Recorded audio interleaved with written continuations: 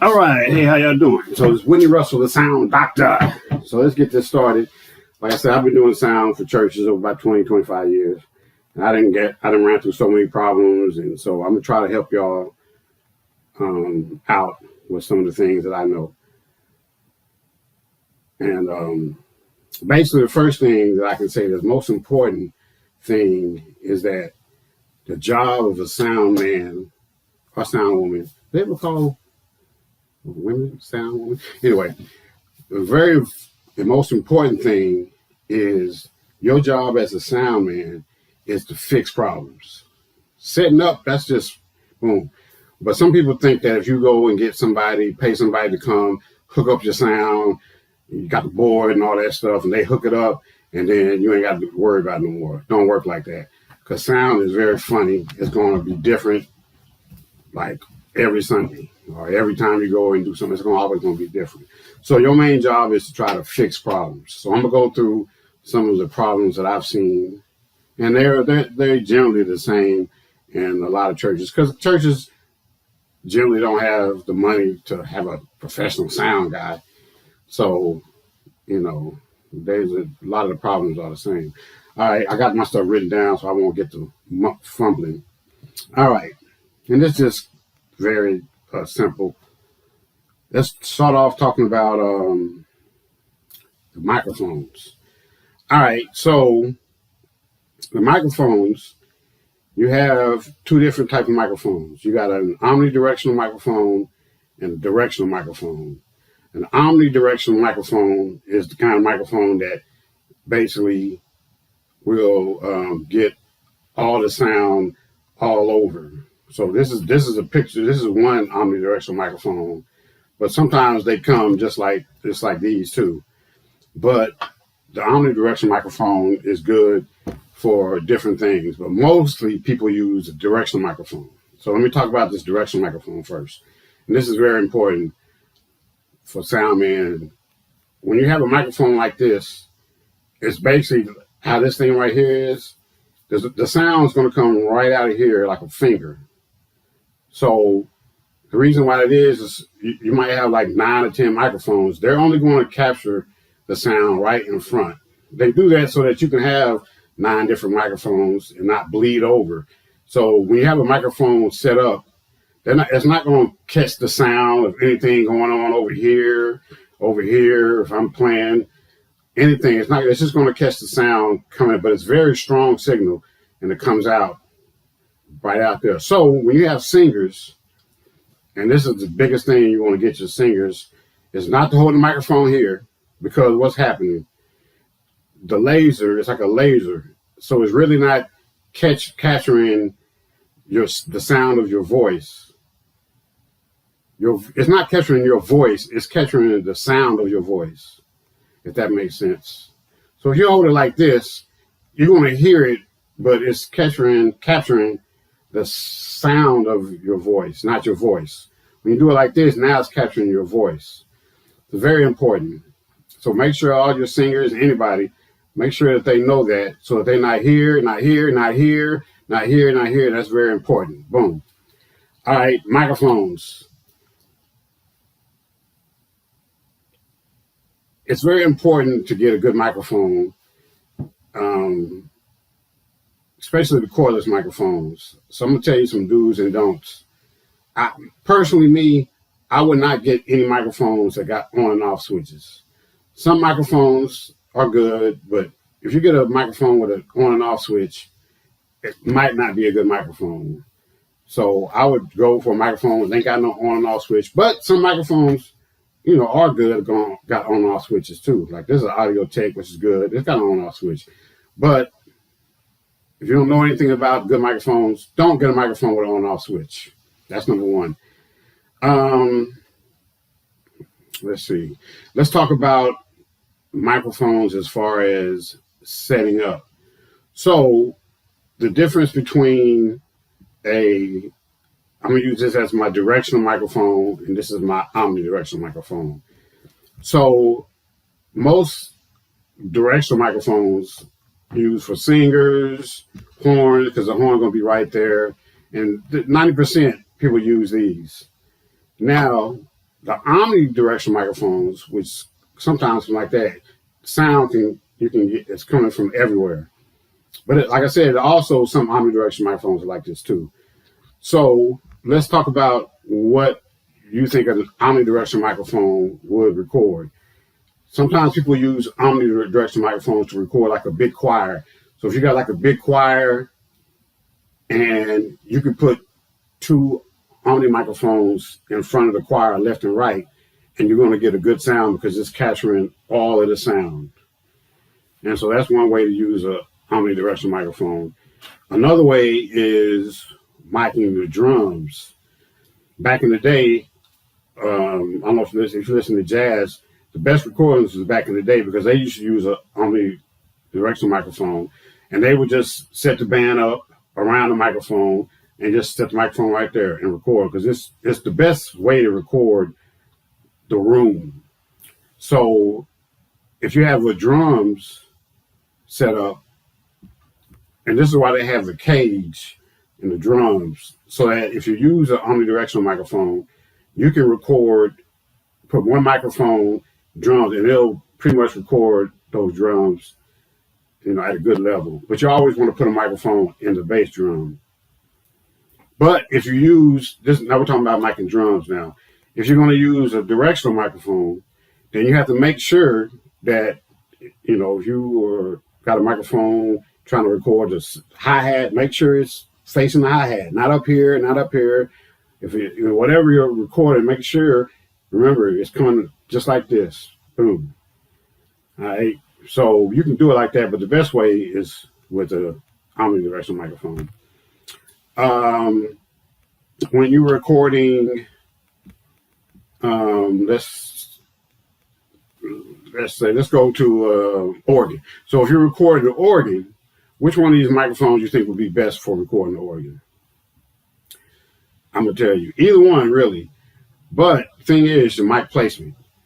If you use a omnidirectional microphone, there's this thing that's I don't know what it's called, but it looks like it looks just like the drums. What's it? When the drums are covered like this, so it's like a covering that goes like this here and there. So if you record with an omnidirectional microphone, you need to get one of those so that then place it by the Leslie, so that it's not going to get none of the sound. I don't know what that thing is called. It's like a soundproof thing, but now you can put that anywhere. But when you're recording for an organ, you have to really be careful because the organ speaker is really something else. It's got bass, it's got everything, and you don't have to record the bass because bass carries for some reason. I don't know why. But so you got to listen and see because every Leslie is different. So you have to listen and get it away from the sound. If it's making a noisy sound or from the bass, where the bass is, you want to try to place your microphone away from that and place it somewhere close to where the real sound is. So have an organ player play, and you have to listen and hear what the best sound is. For omnidirectional, it's really easy. Just kind of put it close. Boom. That's it. Now, if you're using a directional microphone, this is the thing. Remember how I just said how it comes out. So you have to find a good place to put this microphone, or you're gonna have problems. The worst place to put this microphone is on the Leslie and throwing it over the Leslie like this, which a lot of people do. Because why? From what I just showed y'all, if this Leslie is right here and you got the microphone like this, the microphone is grabbing all the sound like this. So it's not capturing the organ sound. It's capturing the sound of the organ. Does that make sense? Yeah, if that makes sense. But you're going to have problems because you're not going to get a real sound. And then you're going to have problems with feedback with all your other microphones. Reason why is because these microphones are set up that it needs to have a direct sound or it's going to start spreading. So when you have a microphone and, you have it placed down like this, it's only recording this, and then it starts looking for other stuff because there's nothing directly in the path of this, I don't know what you call it, but the ray of the sound. So like I said, I don't know all the terminologies and everything, but that's the worst place to have the microphone on the Leslie. The second worst place is to put the microphone, either one of these microphones, in the wall, by the wall. So if you got a Leslie and you got a wall, you can kind of see why that would be a bad place to put a microphone. It just kind of feels like that wouldn't be a good place because the sound is just going back and forth from the wall. That's just crazy. You don't want to do that. So if you got one of these microphones and you got a place to the wall, that's the worst sound, and you're going to have a bunch of feedback problems because of the microphone is going to be doing, especially if you got microphones close by, it's going to mess up everything, and you won't have feedback problems. All right, let's see. All right, let's talk about microphones. So the microphones, when you have cordless microphones, do not, and I repeat, do not buy microphones that come in a pack of 6. You got these. No, you pay for, you get what you pay for. So don't get those cordless microphones that come 6 in 1, because you're going to have all kind of problems. It's not going to be good. I was at a church one time and they had those. We was getting a country radio station coming through during service. It was just crazy. You don't want to do that. Buy them individually. And all the microphones that you have, even if you do have a microphone with an on-off switch, or if you got a cordless microphone, keep all the microphones on. All right, so you're going to have to spend money for the batteries, of course, for the wireless. If you keep them on that long, you don't use batteries. And make sure when you use batteries, don't get no batteries at Family Dollar, the dollar store. Get the real batteries. So you're probably asking, well, if you're going to leave them on all the time, how long does the battery last in the wireless? Because you don't want to keep switching them. So I don't know the answer to that. You're going to have to just kind of see. If you got an hour and a half service, it'll probably last you three services maybe or something. But you have to but make sure that all the microphones, the cordless microphones, put the batteries in at the same time. You think that's something that you would automatically. But I've been at a church where this lady was changing different microphones at different times. They would go out, and I asked her, why don't you just change all of them at once? That way, when one goes out, you change all of them at the same time. So definitely do that, but definitely keep all of the microphones on. So when you're at the soundboard, you're in control of turning those microphones on and off. Now you need to have those microphones off if nothing's happening. So here lies when you're the sound man. So if you got a microphone like this with an on-off switch, and you got that, sitting in front of where they do announcements or they might do whatever, and they're coming, and you got an on-off switch, and they're coming and they can't figure out how to turn. That's a problem. You don't ever want to deal with a problem because people have to speak or whether they're already nervous, and if you go up there and start talking, the microphone's not on. That's a problem. But the main thing is you need to fix the problem. So if you got a microphone that's being used for whatever, announcements, whatever, and you see that people are having problems, fix that problem. That's a problem. You gotta fix it.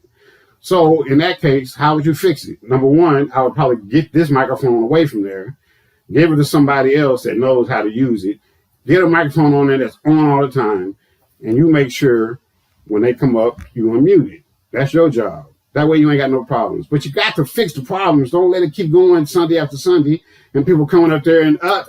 Same thing with the wireless. You do not want people trying to figure out how to turn their wireless microphone on. They be sitting there because sometimes it's on standby. Sometimes, as you know what I'm talking about, just keep all the microphones on and make sure that you know where the microphones are on your board. We're going to talk about the board setup in a minute. All right, let's move on. Sound check. All right, of the microphones. This is important too. Being a sound man, you have to have a good ear. So when you're doing the sound check for the microphones, you don't want to just check and see if they're on. No. What you want to do is, whoever's doing the sound check, say if you got 9 microphones, including whatever microphones, lapel microphones. So what you want to do is you want to mic check all the microphones. Find out which microphone that you like the way it sounds the best. All right. So this is the one that I like this way it sounds. Sound man, you have to listen to it, hear how it sounds. Okay. Now you want to match all the microphones to try to sound just like this one. So here lies, you got the highs, mids, and lows. Different microphones got different things going on. You could have 2 of the same microphones and they could be totally different. Here's where you got to, deal with your highs, mids, and lows. All right. If you hear it kind of muffled, blah, blah, blah, blah, that probably means you got too many lows. If you hear it and it sounds like it's talking on a CB, that's going to be your mids. If it sounds like it's too tinny, that's going to be your highs. But you have to use your ear. If you have a microphone that sounds like, yes, how you doing? Check 1, 2. And then another microphone that sounds, check 1, 2, check 1, 2. You got to change that. That's not sounding like the other one. So, and then the other one might sound like check 1, 2, check. So you have to change. That's your job to get all the microphones sound like that one. All right. Let's see. Sound checks. I got that. Let's think about any problems with the microphones. Make sure that, and I'm going to talk about the setup in a minute, but the worst thing is if you are somebody doing an announcement, somebody's preaching, somebody's singing, somebody's playing anything, the worst thing is to come and try, because you're in a zone. So the worst thing is to come and this microphone ain't on. And you come up and you don't hear nothing. It messes you up. That's the worst thing of a sound man. So being a sound man, bad part about being a sound man is if you're really good, nobody ever even says your name, nobody even calls you, but you don't get no recollection. If people are always talking to you, sound man, that, and you got problems and stuff, then you got issues.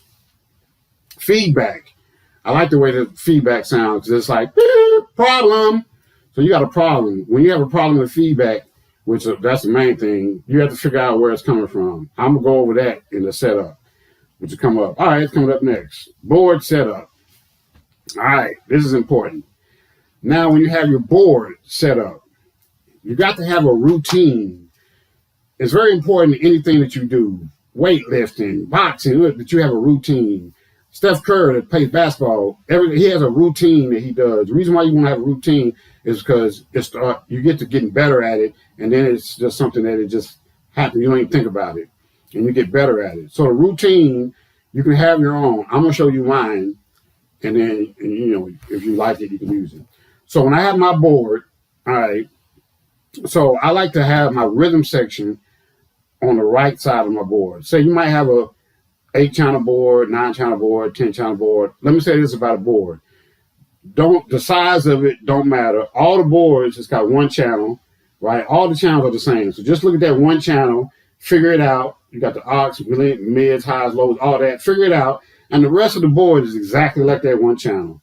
So it looks big and all that, but it's just basically the same thing. But you up there doing all this stuff with the different channels. All right, so the setup. So when I do my setup, I like to have my rhythm section to the right of the board. All right, so I like to go from left to right. So if I got a piano, guitar, whatever, organ, I go left to right. So this might be who's ever on the left. This is just the instruments. Drums, and the drums would probably be last. I'm going to use the setup of the church I'm at. So you got the piano here. You might have another piano. Then you might have the organ, and then the drums will be the last. So you got 4. That way you know, if something's going on, you can kind of go get to it right there. Then I would skip about 2 or 3 channels. Now you're going to have your vocal channels. And I always will go to the left and do my cordless microphones. And very important.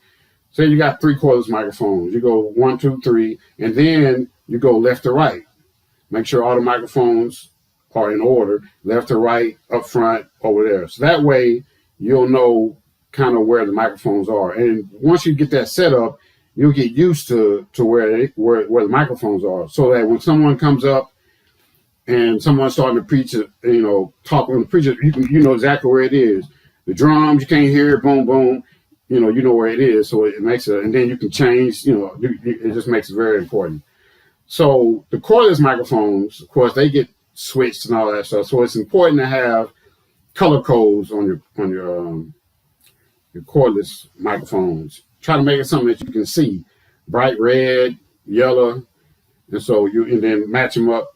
So you'll see somebody come. Oh, they got the bright yellow one. So once somebody passes the microphone, you can see yellow. You can turn it on. When they stop, turn it off. It's very important to have those microphones on before people start talking or singing. I'm gonna say that again. It's very important to have those. Don't get nobody come up there and no sound coming out. Worst thing. And then feedback. If you're getting feedback, that's the worst thing, because you got to figure out where it's coming from.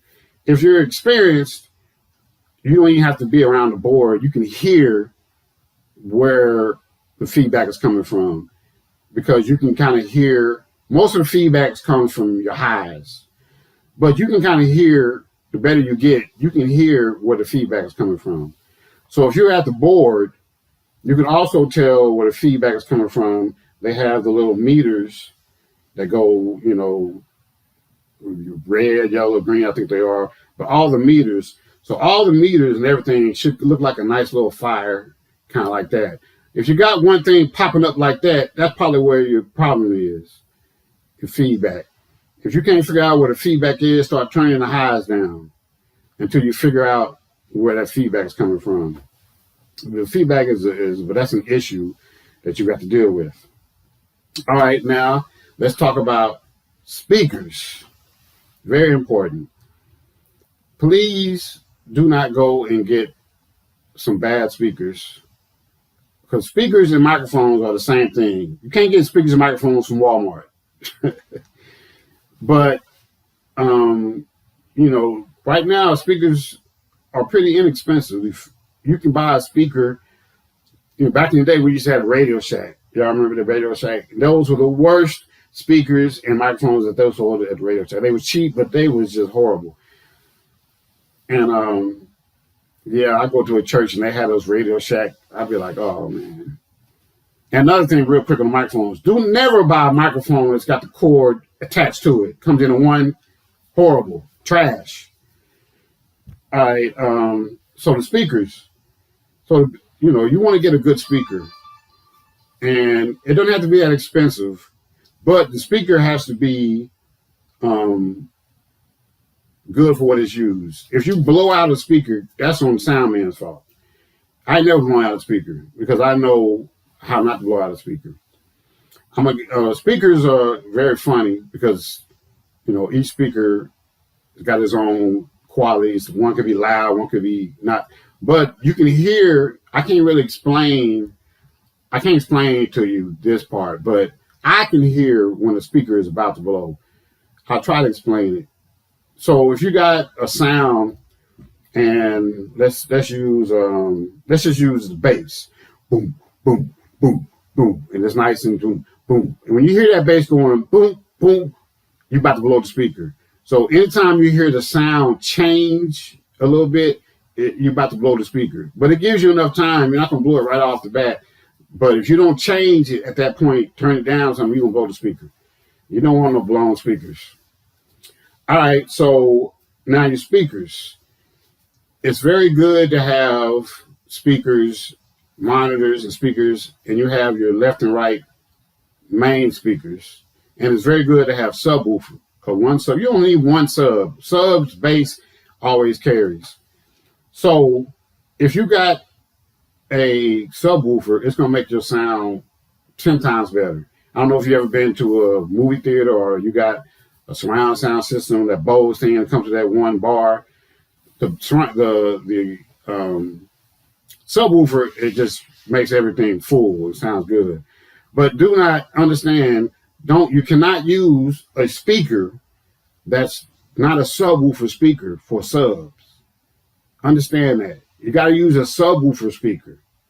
And another thing about speakers is that the best speakers to get are the ones that have an amp on it. Because back in the day, you didn't have no amps. Now they got it where you got the amp on it. And those are the best speakers because you don't have to worry about nothing. Everything is right there. You can adjust it and have both speakers the same.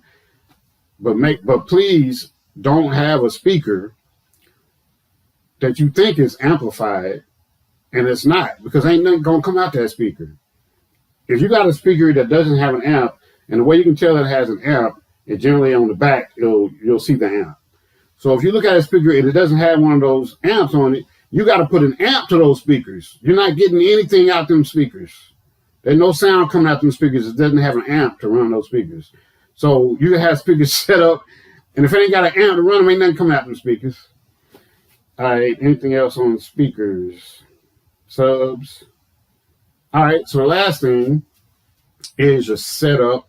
Talk about the board. And I'll do another video on the best sound, how you can get the best sound for your social media. I think I'll do a video on that because that's something totally different. But on the board, I'm not going to go into how to run the board. That's a lot. I might do a video on that. But right now, you can set it up. If it's set up and everything like that, then this is how you want to set up your sound. And this is very important. You want to set up your sound like when you go to a movie theater. Those are the perfect examples of a good sound. When you go to a movie theater, you can hear everything. If you're to the left, you're to the right, and that's the job of the sound man, to get that sound. And it's very hard to do. And another thing is that when you're doing sound, like when you watch a movie and you generally see somebody talking, it sounds like it's coming from their voice. So that has to do with how you set up your sound. In other words, you can't have someone talking in a microphone and the sound is coming mainly from over here, back. No, the main sound has to come from close to him, elevated. And that makes the person playing, singing, preaching, whatever, feel more better when they can hear their sound coming directly from them versus when you talk and now you hear your sound come. You can hear it, but it sounds like it's coming from over here, over here. No, that's not the way you do it. So when you do the sound, when you try to set it up, okay, you try to want to make a surround sound, just like when you're in a movie. So you want the organ, you want the people over here to be able to hear the organ, just like the people over here. You want the piano, you want the people over here to be able to hear this piano. That deals with all your monitors and everything, how you set up your monitors and how you set up the microphones for the singers. You want everything to be round and full and in a surround sound. You don't want the organ over here, drums over, it's mixed. And you want to have so how you want to set it up is you're going to have definitely a left and right main speakers. You can't use your main speakers coming from your monitors because your monitors is not supposed to be loud. Your monitors, if you got a monitor for keyboard, he don't even need to, he might need a little, bit of the preacher or the choir. He wants to hear the piano basically. So it depends on how many channels you got in the monitor mix.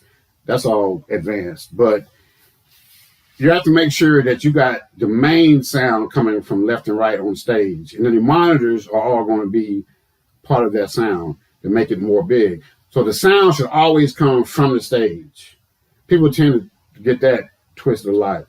Like they're thinking about the sound from out here. And so, no, the sound should always come from stage. And then you just elevate the sound from the stage. It makes a big difference. So you should be able to turn off everything and everybody's sound, now turn it up a little bit and it's coming from the stage. If you got somebody talking and you got a monitor over here, and his voice is coming loud from over here and over here, that's not the way to do it. So you want to have his monitor be the main focus of his sound. We're talking about a preacher. So he's right here. The monitors that are close to him need to be the main where he gets most of his sound so that it feels like he is creating this big sound, not him talking and hears his sound way over the left, way over the right. And you shouldn't have monitors crazy loud to try to get him to hear his sound. That, the monitors, everybody's monitor should be, the drum monitor should be strictly for him, what he wants to hear. But if you only got 2 or 3 channels, then that's what you got to do. You have to figure out what's best, what's best. But you want to always try to make it where you hear everything in a surround sound. So that, that's very, very hard to do. But if you know what you're doing, you can do it. So anything else? I think that's about it. Let me think if I got anything else. Problems. Any other problems? I guess that's about it. All right. So I hope y'all enjoyed this. Gave y'all some knowledge. Oh, one more thing. All right. This is a good quiz question. One of the microphones that I love is a lapel microphones. Because you can walk around, and I like those lapel, they're wireless lapel microphones. So let me ask you a question. The lapel microphones, are they omnidirectional or are they directional? If you learn from anything, no, they have to be omnidirectional. Why? Because if you got a microphone stuck to your shirt like this, if you've got a directional microphone, it's going to, remember I told you about the lasers, it's going to be like this. And you go turn your head, it's not going to, so that doesn't work. It's got to be omnidirectional so that it'll catch everything around. But I love the clip-on microphones because you can walk around, but you got to get a one that is, good. And it doesn't have to be expensive, but it has to be good. And I can say that too with like pianos. If you're a starting church and you want to get a piano, I would advise you to pay somebody to help you out as a piano player because there's so many pianos. You can get a good piano that's small. You can get the same small piano that sounds horrible. You can get a big piano. I went to this one church and he had this big old piano and it looked good, but it sounded horrible. And I hate to have to tell him, man, that just sounds like garbage. You're going to have to but you can have a small piano and it can sound good. You don't want to get anything from Family Dollar, from Radio Shack. I don't know whether you can get anything from Radio Shack. Brand names that you never heard of, don't do that. But there's always problems with your sound. And like I said, your job is to fix the problems. Don't let a problem keep going on and you're not fixing it. I'll give you one example before I go. I play with Erykah Badu because we went to school together. So, and this gives you an example of problems that even professionals, they always have problems. So we're doing a sound check and the sound man gets everything straight. So we start to play, she starts to sing, and her microphone ain't on. So I'm at the right end, and the sound man, she just keeps singing. She don't even realize the microphone is not on. He tries to give me the microphone, tell me to go take it to her. I'm like, why you go take it to her? You the sound man. He didn't want to go out there, but I knew her, so I was like, fine. So I take the microphone out there, and I put it up like this, and she's not seeing the microphone because she's in her zone and she's singing. This is kind of funny. So I'm just holding it out there like this. After a while, I feel like she's not taking it. So I look, I realize her eyes are closed. So I had to go over and I said, hey, yo. And if you're a singer, preacher, anybody, when you're in your zone, can you imagine how that feels? So she looked over at me and I had the microphone. We switched microphones. She started singing to me. I kind of started acting like I was singing, but the microphone wasn't on. So then she started singing and I go up to her and I say, hey, will you marry me? And it was just funny. I got on one knee and stuff. But I did that because I know she was upset and I wanted her to do a good show. So it lightened the mood and everything like that. But I just use that story to tell you, professional sound men all the time deal with problems, speaker problems, microphone problems, feedback, all this stuff. So your job as a sound man is to fix problems. All right? I'm going to do a video on how to get the best sound for social media, because that's a whole nother thing too. Any other videos y'all want me to do, let me know. And you can contact me. I got my information. before. If y'all like the video, hey, show your boy some love. Cash at me. Go find me, baby.